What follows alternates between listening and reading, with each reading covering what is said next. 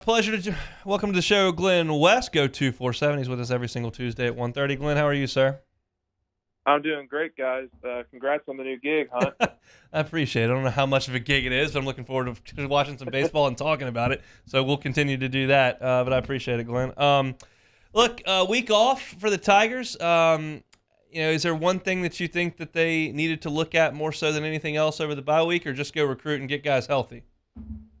Yeah, I mean, I think first and foremost, you just want to make sure that your team is mentally right and physically right for this game. I mean, it sounds like they're getting some reinforcements back. Good to hear the news on Major Burns that he's been cleared to return to practice. Good news on Jack Besh and Garrett Dellinger. Sounds like those two guys are both close to returning as well. So I think, yeah, just getting into this week with a lot of your big bullets and guys that you're going to be able to trot out there against a really, really talented Alabama team. I think that was probably the most significant thing that you probably could have hoped for out of the bye week. How big a role does Major Burns play in the game on Saturday, you think? I think a big one. I mean, they've been missing his communication in the secondary. I think the biggest thing that it gives you now is depth at that position. I mean, they were really, really hurting for quality depth at safety for the last several weeks. You obviously had Bernard Converse playing back there at some points this season, but I like what Joe Fouché did against Ole Miss, and I like obviously what Greg Brooks has been able to do over the last several weeks as well. So now being able to work Major Burns back in there, I think just adds another layer of continuity and communication in this group. We know the chances of rain in Death Valley is never, but looking at this forecast for the weekend, not looking too bright with that. Which offense do you think that potentially affects more going into this game?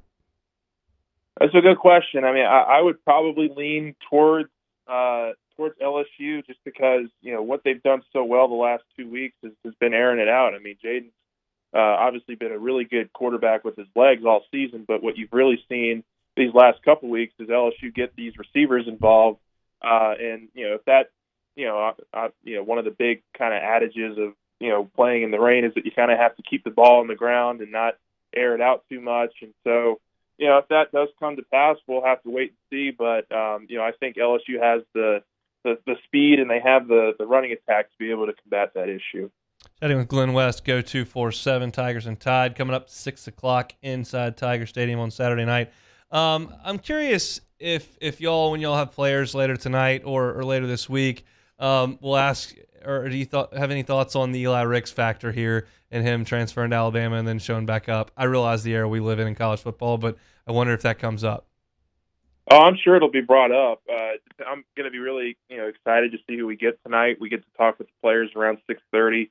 I think it's going to be something that might be a little bit of added fuel for some of the guys that knew Eli back when he was on the team last year and previous years. But at the end of the day, I think this is it's going to have to be kind of a secondary storyline for those guys. You're going to have to obviously play extremely, extremely well to be able to beat this Alabama team, and Ricks is just now starting to get involved with that program. It looks like so. It's going to be important for LSU, especially on offense, to have a plan for him to be able to use their receivers as best they can with him. Let's talk about the LSU defense facing Alabama and what is one of the best quarterbacks in the country, if not the best quarterback in the country, and a running back who's really found his groove here over the last 5 weeks.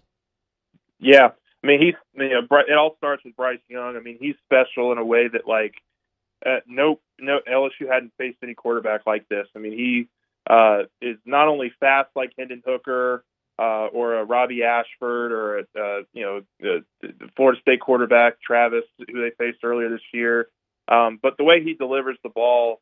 Particularly off platform, he's able to throw the ball really up from any angle and get the ball to his receivers.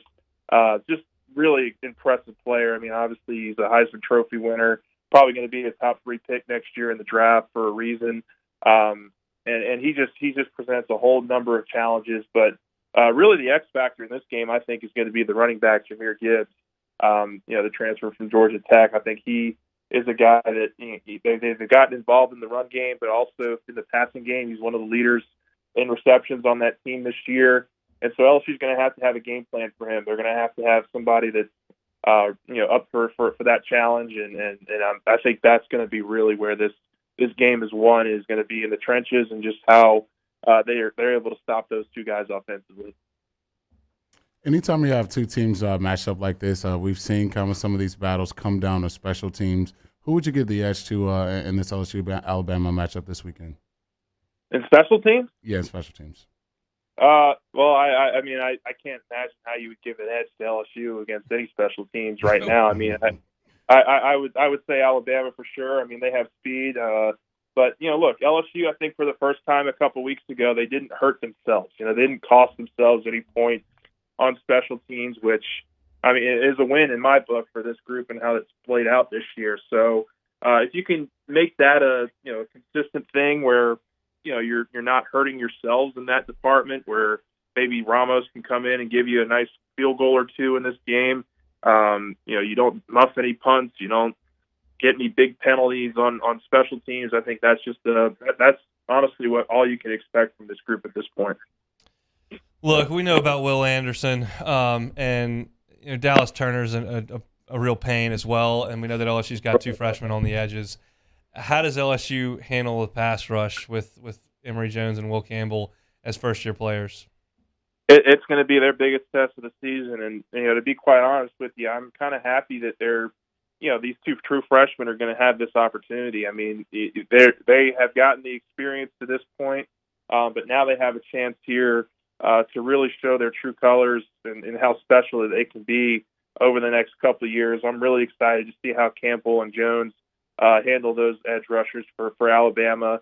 It's going to be a tough challenge, and I think the biggest thing with those two guys is they got to remember that there's a next play. And so if you lose one battle, if you get beat on a play or two early, just make a mental note of it, but don't let it linger. And I think that's going to be the biggest thing for those guys. I mean, I think you're not going to be asking them to sub out or anything like that. I mean, those are your two quality options there at tackle, and I think it's going to be nice to have Dellinger back in the fold as a rotational piece at guard.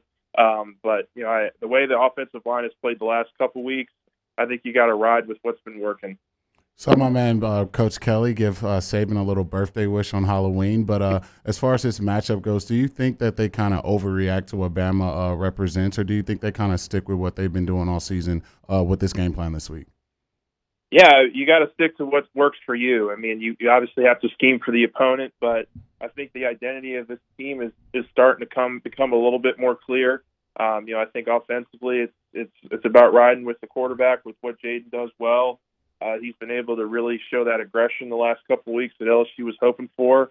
I expect this to be a little bit higher scoring than maybe even Vegas does. I mean, I think the line right now is 55 or 56. I mean, I wouldn't be a bit surprised if both these teams get into the 30s the way these offenses are cooking right now. So I think you got to lean into that, and defensively, just kind of keep them at bay. I mean, you're not going to be able to stop this offense, I don't think, but you can subdue it and slow them down a little bit. Maybe make this a messier game than Alabama probably anticipates. They come in with 69 penalties. That's one of the worst in the country this year, which is very unprecedented for a Nick Saban team. So if you can make this a little bit of a messier game, I think that bodes well for LSU. Glenn, I struggle how to word this question, but I think you'll get where I'm coming from. You got this team that's sitting here with a solid record and has the West in control of destiny right in front of them. You've also got a program that Brian Kelly is trying to build from almost scratch. So where are you with this game? Is it an unbelievable opportunity to go try to win the West? Is it a measuring stick to see where you are? Is it a free swing in Alabama? I mean, what are we looking at here on Saturday? Yeah, I would probably tend to be in the category of it's a measuring stick. Look, I think this is a program that still has a long ways to go. That was one of the better questions we asked Coach Kelly yesterday, was about just how far they have to go to be able to narrow that gap between where LSU is as a program and where Bama is as a program. And it's going to take several years for that freshman recruiting class to really kind of be the identity of this group moving forward. That's where they want to build this program. But I think just, for the short term, what you want to see is a competitive game.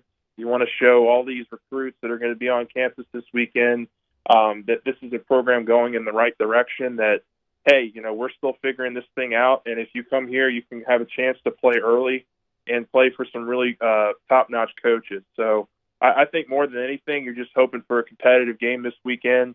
But at the end of the day, I do think that part of this grading system for Coach Kelly in his first couple of years here is going to be how he performs in this game in particular. I mean, it's one of those matchups that is just so crucial to LSU's season every year.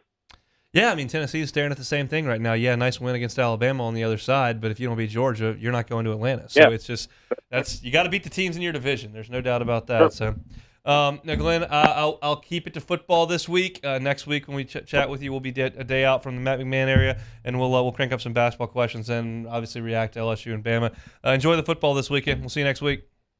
Yeah, you guys too. Thanks so much. Thanks so much for watching Hunt Hill on YouTube. Now do us a favor. Hit the red subscribe button below and throw us a like. We'll see you next time.